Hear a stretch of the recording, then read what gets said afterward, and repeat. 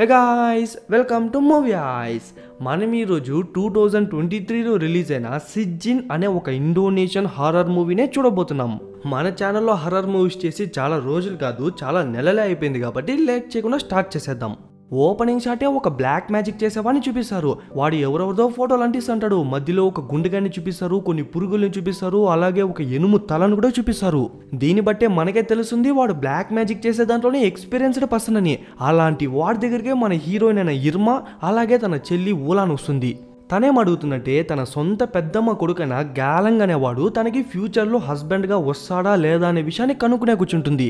పెద్దమ్మ కొడుకు అంటే కజినే కదా, సో ఆ కజిన్ గాడే ఫ్యూచర్లో తనతో ఉంటాడా లేదా అనే విషయం కోసం వచ్చింటుంది.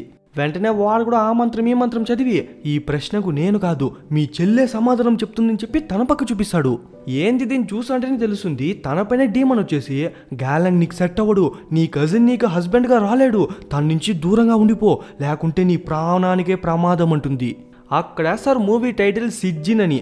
ఆ విషయం జరిగి 12 years తర్వాత చూపిస్తారు. చిన్నప్పుడు ఆ డీమన్ మన హీరోనికి చెప్పింది కదా తన కజిన్ గ్యాలంగ్ తనకి సెట్ అవ్వడుని, అందుకే తను కూడా వాడికి దూరంగానే ఉండిపోయినట్టుంది. బట్ వాడు మాత్రం నీసా అనే ఒక అమ్మాయిని పెళ్లి చేసుకుని ఇప్పుడు 10-12 పాప ఉంటుంది. ఆ పాప పేరే సోఫియా. బట్ అన్ఫార్చునేట్లీ తను పుట్టుకతోనే బ్లైండ్ అనమాట. ఈ రోజు సోఫియా బర్త్డే కాబట్టి దాన్ని సెలబ్రేట్ చేసుకునేందుకు వీళ్ళు ముగ్గురు వచ్చింటారు. అప్పుడే మనకు గ్యాలంగ్ వాళ్ళ అమ్మ గురించి తెలుస్తుంది. తనకేమైందో తెలియదు కానీ కొన్నేళ్లుగా బెడ్ పైన పనుకున్నట్టుగానే ఉంటుంది. మేబీ తనపైన ఎవరన్నా బ్లాక్ మ్యాజిక్ యూజ్ చేసింటారేమో అని చెప్పి ఊర్లో అందరూ మాట్లాడుకుంటుంటారు. కాసేపు తర్వాత బర్త్డే కూడా జరుగుతుంది. బర్త్డే కోసం అని చెప్పి మన హీరోయిన్ సోఫియాకి ఒక చిన్న బొమ్మ తెచ్చింటుంది. ఇంకా హీరోయిన్ వాళ్ళ అమ్మ, చెల్లి, గ్యాలంగ్ వైఫ్ అంతా గ్యాలంగ్ వాళ్ళ అమ్మ దగ్గర ఉంటే గ్యాలంగ్ మాత్రం బయట ఉండేసరికి తను సైలెంట్గా వెళ్ళి హక్ చేసుకునే ట్రై చేస్తూ ఉంటుంది. కథ ఏంటంటే ఆ డీమన్ మొగం మీద చెప్పింది కదా వాడు నీకు సెట్ అవ్వడుని. ఆ మాట విన్న తర్వాత కూడా తను వానితో డీప్గా 3 years లవ్లో ఉండింటుంది. బట్ సడన్గా ఒకరోజు గ్యాలంగ్ వాళ్ళ అమ్మ ఒక అమ్మాయిని తెచ్చేసి ఖచ్చితంగా తన్నే వాడు పెళ్లి చేసుకోవాలని చెప్పేసరికి వాడు కూడా వేరే దారిలాగా చేసుకుంటాడు. కానీ పెళ్లి చేసుకునే ముందు కూడా మన హీరోయిన్కి బలంగా ప్రామిస్ చేసింటాడు, ఎవరైనా నా లైఫ్లో రాని, బట్ నేను మాత్రం నిన్నే లవ్ చేస్తాను, నిన్ను మాత్రం ఎప్పుడు వదిలిపెట్టను అని.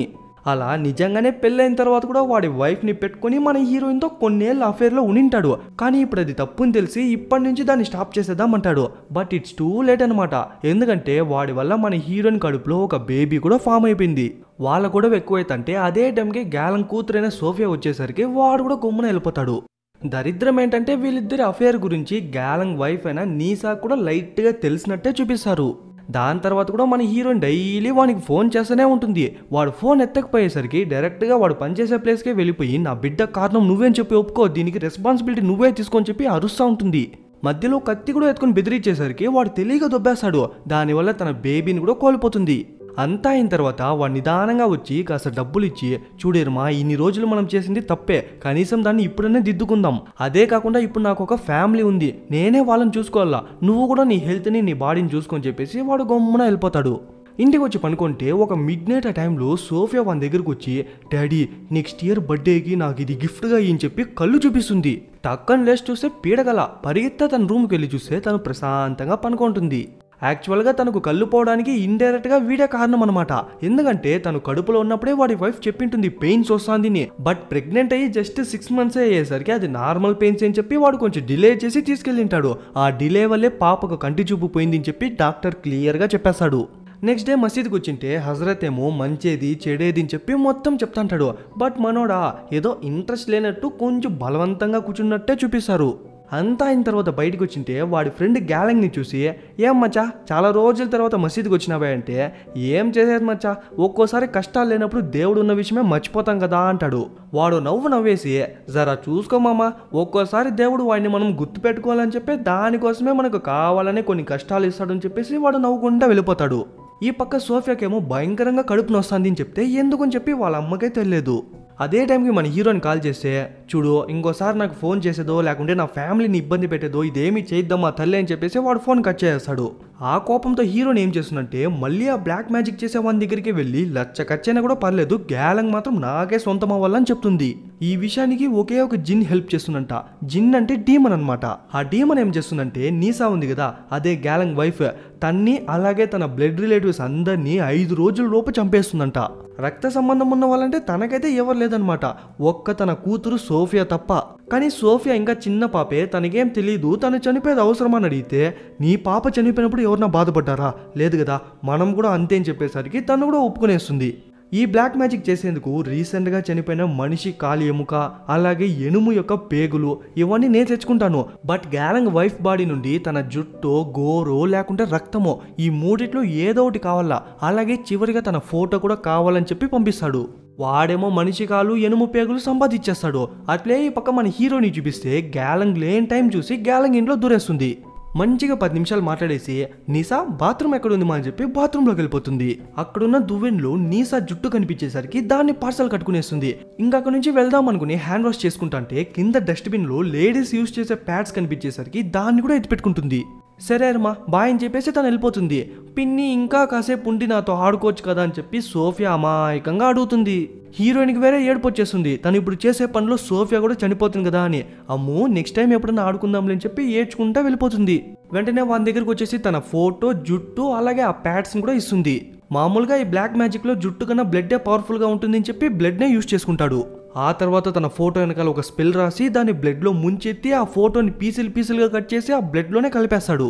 చివరిగా మనిషి కాలి ఎముక పైన స్పెల్స్ ఉన్న పేపర్ని పెట్టి దానిపైన ఎనుము పేగుల్ని చుట్టి ఏదేదో మంత్రాలు చదివి గట్టిగా అరుస్తుంటాడు. వాడి పిలుపుకు జిన్స్ రెస్పాండ్ అయినట్టున్నాయి. అందుకే ఒక 5 నిమిషాల వరకు ఆ ఇల్లు అదురుతూ ఉంటుంది. అంతా అయిన తర్వాత ఈ రోజు నుంచి 5 రాత్రుల లోపు తను అలాగే తన రక్త సంబంధితులు అందరూ చనిపోతారు అని చెప్తాడు. అలాగే ఈ రోజంట ఫస్ట్ నైట్, మొదటి రాత్రి, అరే మళ్ళీ ఈవినింగ్ వస్తుంది. అదే ఈ బ్లాక్ మ్యాజిక్ పనిచేసేది ఈ రోజు నైట్ నుండి స్టార్ట్ అవుతుందంట. అట్లే ఆ రోజు నైట్ గ్యాలంగ్ వాళ్ళ ఇంట్లో చూసుకున్నట్లయితే మిడ్ నైట్ 3 o'clock అయితే ఉంటుంది. ఆ టైంలో గ్యాలంగ్ వాళ్ళ వైఫ్ ప్రేయర్ చేస్తుంటే టక్కున ఒక ఎనుము తల పైనుంచి కింద పడుతుంది. ఏంది అని చెప్పి పైకి చూస్తే ఎనుము పేగులంతా ఉంటుంది. అలాగే బ్లడ్ అంతా తన పైన జుమ్మేసరికి భయంతో అరిచేస్తే గ్యాలంగ్ కూడా పరిగెత్తా వస్తాడు. ఏమైంది, ఎందుకు అరుస్తాను అంటే ఎనుము తల, పేగులు, రక్తం అది ఇది అని చెప్తాంటే వాడి కంటికి అక్కడ ఏం కనిపించదు. అర్ధరాత్రి ఏందని పంచాయతీ, పోయి పనుకోపో అని చెప్పి వాడు గమ్మున వెళ్ళిపోతాడు. నెక్స్ట్ డే చూసుకున్నట్లయితే ఏదో ఒక చిన్న బాటిల్ కింద దొర్లుకుంటా వస్తుంది. ఏంది అని చెప్పి దాన్ని చూస్తుంటే కింద మన హీరోయిన్ సోఫీకి ఒక చిన్న బొమ్మ ఇచ్చింది కదా, అది కనిపిస్తుంది. దాన్ని చేతిలో ఎత్తి పెట్టుకుని దాన్ని కొంచెం విచిత్రంగా చూసి ఒక సిజర్ ఎత్తుకుని టక అని చెప్పి దాని జుట్టు కట్ చేసి నోట్లో వేసుకునేస్తుంది. దాని తర్వాత తన జుట్టును కూడా అలాగే కట్ చేసుకుని దాన్ని ఎత్తి నోట్లో వేసుకుని మింగలేక కక్కలేక తనకలాడుతూ ఉంటుంది. మళ్ళీ ఆ రోజు నైటే చూపిస్తారు. ఇది సెకండ్ నైట్ అనమాట. అప్పుడే గ్యాలంగ్ పనంతా ముగించుకుని టైర్డ్గా వస్తుంటే ఏమండి ఇంతసేపు ఎక్కడున్నారు అని అడిగితే ఎక్కడ ఉంటానే మార్కెట్లోనే ఉంటేనే అని చెప్పి కొంచెం చిరాగ్గా చెప్తాడు. అంటే ఎందుకింత లేట్ అయింది అని అడిగితే ఏంది అది ఇదే క్వశ్చన్లు అడుగుతూనే ఉండవు, మార్కెట్ అంటే పనిచేసి లేట్ అవుదా అని చెప్పి వాడి వర్క్ ప్రెషర్లో ఉన్న టెన్షన్ని తన పని చూపించేస్తాడు. మళ్ళీ వాడు చేసింది తప్పుని అర్థం చేసుకుని ఓకే చెప్పు నీ సార్ ఏమో అని అడిగితే ఏం లేదండి ఇంట్లో ఏమో కొంచెం విచిత్రంగా జరుగుతా, ఓకే మళ్ళీ మాట్లాడదాంలే అని చెప్పి తను ఏం చెప్పొస్తుందో కూడా వినకుండా వెళ్ళిపోతాడు. అదే రోజు ఒక మిడ్ నైట్ ఆ టైంలో ఈసారి మన హీరోయిన్ చూపిస్తారు. తను పనుకుంటే ఎవరో పక్కనున్నట్టు ఉంటుంది. కాసేపు తర్వాత బెడ్షీట్ లాగినట్టు ఉంటుంది.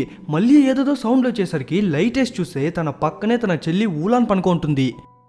ఏందే ఈరోజు ఇంత సతాయిస్తానో అని అడిగితే అది టక్కని తిరిగేసరికి భయంతో అరిచేస్తుంది. దానికి ఊలాన్ పరిగెత్తా వచ్చి చూస్తే అక్కడ ఎవ్వరు లేదు. నెక్స్ట్ డే గ్యాలంగ్ వైఫ్ ప్రేయర్ చేస్తుంటే తన కడుపు ఒక్కసారిగా భయంకరంగా నొప్పి వచ్చేసి గొంతు నుంచి ఒకలా ఈ రక్తంతో ఏదో మూస్తుంది. ఏంద్రా అని చెప్పి చూస్తే అదేదో ఒక వామ్. నోరంతా కడుక్కున్న తర్వాత ఎందుకో తెలియదు కానీ ఆ వామ్ నెత్తి ఒక బాటిల్లో పెట్టుకుంటుంది. ఆ తర్వాత గ్యాలంగ్ వాళ్ళ అమ్మని చూపిస్తే తన వల్ల లేసే కాదు కదా, సో తనే తన చేతులు కాలంతా తుడుస్తూ ఉంటుంది. మధ్యలో ఏమైందో తెలియదు కానీ తన ముక్కు మూసిపెట్టేసి చంపేద్దామని చెప్పి ట్రై చేస్తూ ఉంటుంది. ఎలాగో తను చావకు ముందే తను మళ్ళీ నార్మల్ అయిపోయి సారీ అని చెప్పి తీయేస్తుంది. సరే వాటర్ మార్చుకోద్దామని చెప్పి బాత్రూమ్కి వచ్చింటే తను ఒక వామ్ ఎత్తిపెట్టింది కదా, అది మిస్ అయిపోయి ఉంటుంది. అట్లే అత్తని చూపిస్తే ఎన్నో ఏళ్లుగా బెడ్డే దిగని అత్త ఫస్ట్ టైం బెడ్ దిగి నిదానంగా నడుచుకుంటా వచ్చి ఉడుకుడుగ్గా కాలుతున్న సాంబార్ ఎత్తి తనపైన పోసుకుని ఆ మంటకి అక్కడే ఆమె చనిపోతుంది. ఈ రోజు థర్డ్ నైట్ అనమాట. గ్యాలంగ్ వాళ్ళ అమ్మ చనిపోయింది కాబట్టి హజరత్, జనాలు, చుట్టుపక్కల ఉన్న వాళ్ళందరూ వచ్చింటారు, ఇంక్లూడింగ్ మన హీరోయిన్ వాళ్ళ ఫ్యామిలీ. అందరూ హాల్లో ఉంటే నీసా మాత్రం బెడ్రూమ్లోకి వచ్చి తన నిర్లక్ష్యం వల్లే వాళ్ళ అమ్మ చనిపోయింది అని చెప్పి కుమిలి ఏడుస్తూ ఉంటుంది. కాసేపు తర్వాత మన హీరోయిన్ కూడా ప్రే చేస్తుంటే టక్కున ఏదో చెయ్యి వస్తుంది. ఏంద్రని చెప్పి తను భయపడతా వెనక తిరిగి చూస్తే ఎవ్వరు ఉండరు. బట్ ఆ పక్క చూస్తే నీసా కొంచెం సైకోలా నవ్వుతా ఉంటుంది. అందరూ ప్రే చేస్తుంటే తను మాత్రం వాళ్ళందరి ముందర వచ్చి ఒకలా చేస్తూ ఉంటుంది. వెంటనే తన అత్తమ్మ బాడీ ఎత్తి దొబ్బేసి కొంచెం విచిత్రంగా చేస్తూ ఉంటుంది. అందుకు తన్ని వాళ్ళిద్దరూ పట్టుకుంటే దాన్ని చూసి హీరోయిన్ ఒక బ్లడీ సాటిస్ఫాక్షన్ పొందుతూ ఉంటుంది. అక్క ఆ ఎక్స్ప్రెషన్ అట్లే పెట్టక, నీకోసం ఒక మంచి బీజం సెట్ చేస్తా.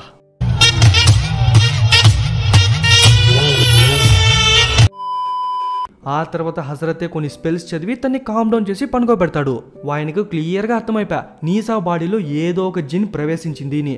చూడు గలాంగ్, నేను అయినంత వరకు తనకి త్వరలోనే సొల్యూషన్ కనిపెడతా అని చెప్పి వెళ్తాడు. అందరూ వెళ్ళిపోయిన తర్వాత మనోడు నీసాతో బెడ్రూమ్ లో ఉంటే కింద హాల్ నుంచి ఏదో వియర్డ్ సౌండ్స్ వస్తూ ఉంటుంది. ఏమైంటుంది అని చెప్పి వాడు కూడా నిదానంగా వెళ్ళి తొంగి చూస్తే ఇట్లా మధ్యలో ఒక బాడీని పెట్టుకుని వాళ్ళందరూ చుట్టూ మంత్రాలు చదువుతుంటారు. ఏంద్రది ఎవరా వీళ్ళని చెప్పి వాడే కన్ఫ్యూజ్ అవుతా అంటే కాలు జారి కింద పడిపోతాడు. కళ్ళు తెరిచి చూస్తే ఆ బాడీ ప్లేస్ లో వాడు పనుకున్నట్టు ఉంటాడు. వాడి చుట్టూ వీళ్ళంతా గట్టిగా మంత్రాలు చదువుతుంటారు. చూడబోతే వాళ్ళందరూ పొసెస్ అయినట్టున్నారు. మధ్యలో ఒక లేడీ టక్కుని ముందరకు వచ్చి, నువ్వు ఇనుమాతో చేసిన పని మాకు తెలియదు అనుకుంటున్నావా, మాకు అన్నీ తెలుసు అంటుంది.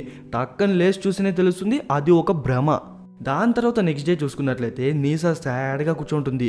మనోడు తన దగ్గరికి వెళ్ళి, సారీ నీసా, నువ్వు ఫస్ట్లో చెప్పినప్పుడు నేను నమ్మలేదు, ఇప్పుడు నమ్ముతానా, అలాగే నేనే ఈ ప్రాబ్లమ్ని చూసుకుంటా అని చెప్పి హజరత్ దగ్గరికి మళ్ళీ వెళ్తాడు.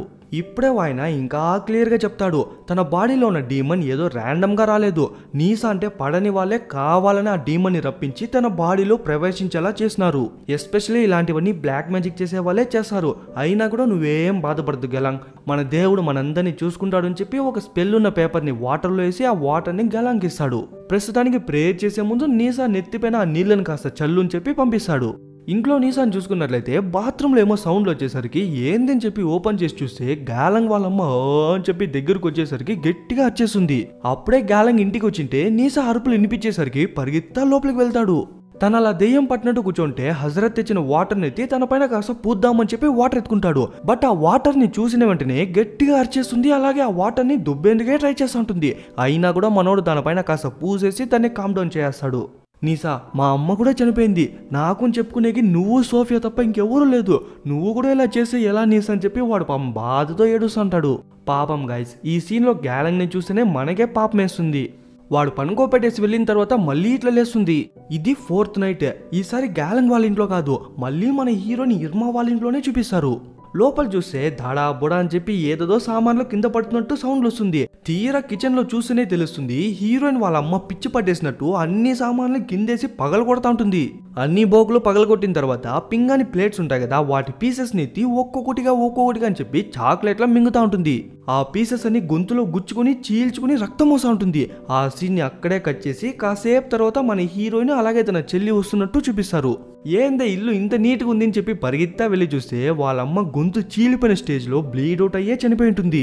ఇంకా నెక్స్ట్ డేనే వాళ్ళమ్మ చనిపోయినందుకు చుట్టుపక్కల ఉన్న వాళ్ళందరూ వచ్చింటారు. నాకు తెలిసి గ్యాలంగ్ అలాగే గ్యాలంగ్ ఫ్యామిలీ రాలేదు అనుకుంటా. వాళ్ళమ్మ చనిపోయినందుకు అలాగే వాళ్ళ పెద్దమ్మ చనిపోయినందుకు మొత్తానికి తను చేపించిన బ్లాక్ మ్యాజికే కారణం అని చెప్పి ఆ గిల్ట్తో మొత్తం విషయాన్ని తన చెల్లైన ఊలానికి చెప్పేస్తుంది. బట్ ఇక్కడ ఉన్న క్వశ్చన్ ఏంటంటే తను చేతబడి చేపించింది నీసా పైన. యాక్చువల్గా చావాల్సింది నీసా అలాగే తన బ్లడ్ రిలేటివ్స్ అయిన సోఫియా మాత్రమే. కానీ హీరోయిన్ వాళ్ళమ్మ అలాగే గ్యాలంగ్ వాళ్ళమ్మ ఎందుకు చనిపోయినారని చెప్పి తనకి ఇప్పటికే అర్థం కాలేదు. అందుకనే ఇలాంటి వాటిలో దూరద్దు అని చెప్పి చిన్నప్పటి నుంచి మొత్తుకుంటా అంటే నా మాట ఎప్పుడన్నా వింటివా నువ్వు?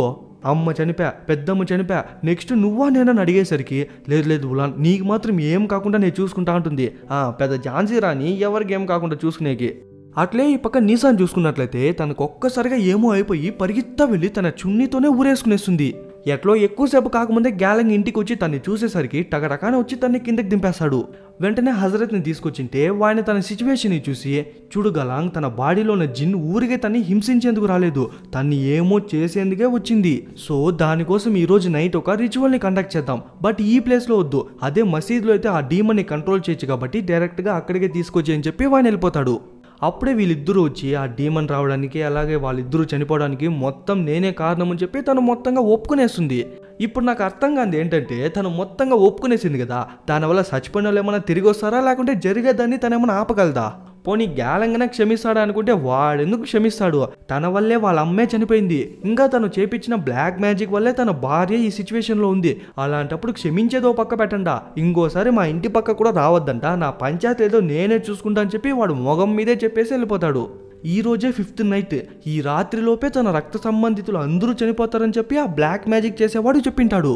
టకటకాని కాస్త డబ్బులు ఎత్తుకుని, ఊలాన్ త్వరగా రా ఊలాన్, ఆ బ్లాక్ మ్యాజిక్ చేసే వాని దగ్గరికి వెళ్ళి దీన్ని ఎలాగైనా ఆపుదామని చెప్తా అంటే తను ఏదో విచిత్రంగా సౌండ్లు చేస్తూ ఉంటుంది. ఊలాన్ ఉల్లు అంటే టక్కన్ తనే డీమన్గా మారిపోయి మన హీరోయిన్నే చంపేందుకు ట్రై చేస్తూ ఉంటుంది. ఊలాన్ లేయి ఊలాన్, మేలుకో ఊలాన్, నేను మీ అక్క నేను చెప్తా అంటే అంత సీన్ ఏం లేదు, ఆ డీమన్ ఫుల్గా ఆకపై చేసింది. ఇంకా మన హీరోని చంపేందుకు పరిగెత్తా వస్తుంటే తను పరిగెత్తా వెళ్ళి ఒక రూమ్లో దాక్కునేస్తుంది. తన డోర్ని పగలు కొట్టేస్తుందేమో అనుకుంటాం, బట్ పగలు కొట్టదు.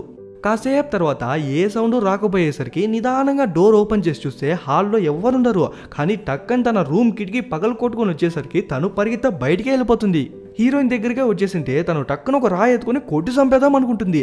బట్ తను కూడా టక్కని వాళ్ళ చెల్లిలాగే మారిపోయి అక్క నన్నే కొట్టి చంపేసావా అనేసరికి తను ఆ రాయి కింద పారేస్తుంది. మళ్ళీ తను డీమన్ గానే మారిపోయి నువ్వు చంపకపోతే ఈ రోజు ఖచ్చితంగా ఊలాన్ చనిపోతుంది అని చెప్పి టకటక నా చెట్టు పైకెక్కేసి అక్కడి నుంచి కింద దూకి చనిపోతుంది. ఆ రక్తపు మార్కలతోనే ఆ బ్లాక్ మ్యాజిక్ చేసే వాడి ఇంటికి వెళ్ళింటే వాళ్ళ ఇంట్లో ఉన్న లేడీ వాడి ఇంట్లో లేదని చెప్పి బయటికి పంపించేందుకు ట్రై చేస్తుంది. లేదు వాడు లోపలే ఉన్నాడు, నాకు ఆ విషయం తెలుసు, దీని ఎలాగైనా ఆపల్లా, వాడు చేసిన దానివల్ల మా అమ్మ చనిపోయింది, మా పెద్దమ్మ చనిపోయింది, చివరికి మా చెల్లి కూడా చనిపోయిందంటే అట్లయితే నువ్వు ఎవరు రక్తం తెచ్చేసివి అని చెప్పి మళ్ళీ మన హీరోని అడుగుతుంది. అప్పుడే మనకే కొంచెం డౌట్ వస్తుంది, స్టోరీలో ఏదో మనకు తెలియకుండా తిరకాస జరిగింది అని. అయినా కూడా తన ఆ లేడీని దొబ్బేసి లోపలికి వచ్చి అక్కడున్న వాటన్నిటిని దొబ్బేసి వాడిని వెతుకుతా అంటే వాడెక్కడా కనిపించడు. ఈ పక్క గ్యాలంగ్ ఏమో వాడి వైఫ్ని మసీద్లోకి తీసుకొచ్చి హజరత్ ముందర కూర్చోపెట్టింటే ఆయన జస్ట్ ఆ హోలీ వాటర్ని చల్లుతాడో లేదో వెంటనే ఆ డీమన్ రియాక్ట్ అయ్యి ఆ కుండనే పగలకొట్టేస్తుంది. అందుకని వాళ్ళు కూడా గమ్మునుండిపోతారేమే. ఒక 2-3 కలిసి తన తాళ్ళతోనే కట్టేసి ఒక స్పెల్స్ ఉన్న బ్లాంకెట్ ని తనపైన కప్పేస్తారు. వెంటనే మంత్రాలన్నీ చదివి మంత్రిచ్చి నీళ్ళు తనపైన పోస్తా ఉండేసరికి ఒక స్టేజ్ కి తను కూడా తల దించేస్తుంది. ఓకే డీమన్ వెళ్ళిపోయిందేమో అనుకుంటే ఇప్పుడే డీమనే ఫుల్ యాక్షన్ లో దిగుతుంది. ఆ ప్లేస్ మొత్తం కదిలి తను ఏకంగా డీమన్ గానే మారిపోతుంది. అయినా కూడా వాళ్ళందరూ ఆపకుండా మంత్రాలు చదువుతూనే ఉంటే తను ఒక్కసారిగా గాల్లోకి తేలేస్తుంది. అట్లే ఈ పక్క మన హీరోని చూసుకున్నట్లయితే తను కూడా గాల్లోకి తెలి తన కంట్రోల్ లేకుండానే తన చేతులు కాళ్ళని తిప్పుకుంటాంది. మళ్ళీ వీళ్ళనే చూపిస్తే కోడక్క నువ్వు చేసిందే తప్పు, మళ్ళీ దేవుడి స్థానంలో వచ్చి దేవుడి దగ్గర క్షమాపణ కోరుతానవా, నువ్వు ఎలాగైతే ఇర్మా బిడ్డని చంపినావో అలాగే నిన్ని కూడా చంపేసా, దాని తర్వాత నీ కుటుంబాన్ని చంపేసా అని చెప్పి భయంకరంగా నవ్వుతా ఉంటుంది. అప్పుడే ఆయన జిన్స్ని కంట్రోల్ చేసే ఒక కట్టిని ఎత్తుకుని దాంతో కొడదామనుకుంటే అదే టైంకి అదే ధమ్ముని కింద పడేసరికి ఆ ఫోర్స్కి వీళ్ళందరూ ఎగిరి పడతారు. ఈసారి హీరోయిన్ బాడీలోనే ఆ డీమన్ ప్రవేశించి తన చేతులు కాళ్ళు తనే విరుచుకునేలా చేసి హీరోయిన్ని అక్కడే చంపేస్తుంది. ఈ పక్క నీసా బాడీలో ఉన్న డీమన్ ఏమో మళ్ళీ లేసి గ్యాలంగ్నే చంపేందుకు ట్రై చేస్తుంటుంది. అప్పుడే హజరత్ ఆ మంత్ర ఇచ్చిన కట్టితో ఒక్కడిచ్చేసరికి ఆమె అక్కడే పడిపోతుంది. ఇప్పుడు దా మూవీలోనే వేరే లెవెల్ ట్విస్ట్ ఇస్తారు. ఏమైందంటే సోఫియా పొసెస్ అయినట్టు వస్తూ ఉంటుంది.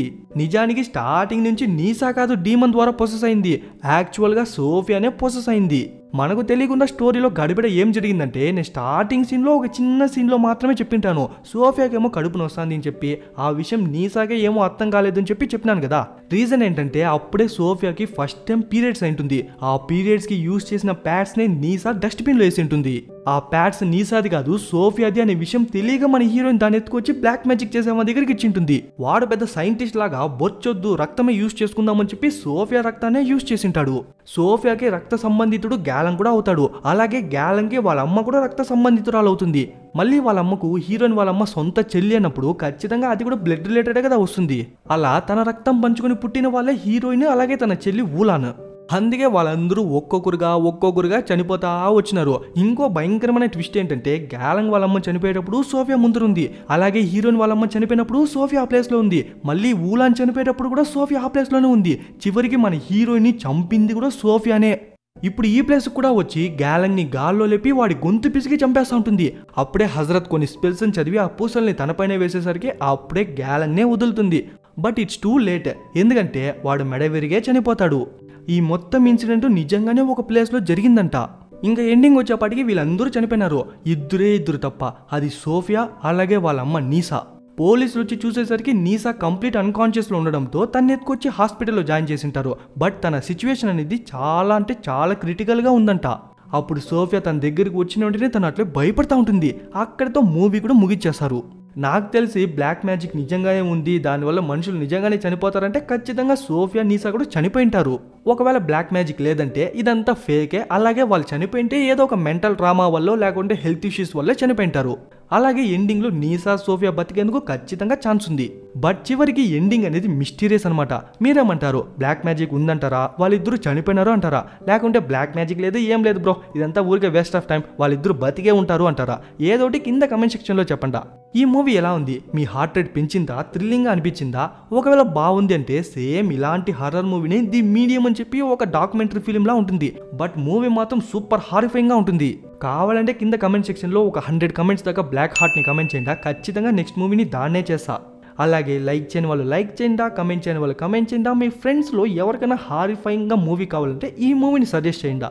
జస్ట్ ఇన్ కేస్ మీరు ఇంకా సబ్స్క్రైబ్ చేసుకోకపోతే సబ్స్క్రైబ్ చేసుకోండి, ఫాలో అనే వాళ్ళు ఫాలో అయిపోండి. ఓకే గైస్, ఇంకో మూవీలో త్వరలోనే కలుద్దాం.